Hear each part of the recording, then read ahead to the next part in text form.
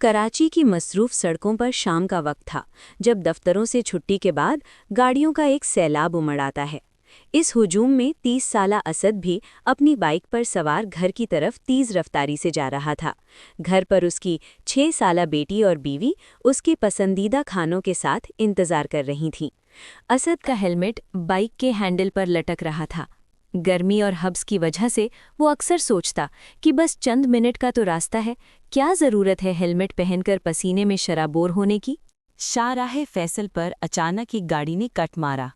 असद का तवाज़ुन बिगड़ा और उसकी बाइक फिसल गई। असद सड़क पर जा गिरा।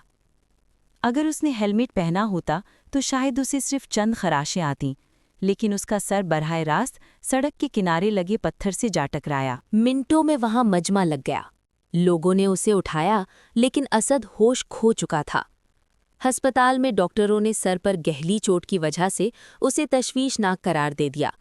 जब उसके घर वाले वहां पहुंचे तो उनकी चीखें अस्पताल की राहदारियों में गूंज रही थीं।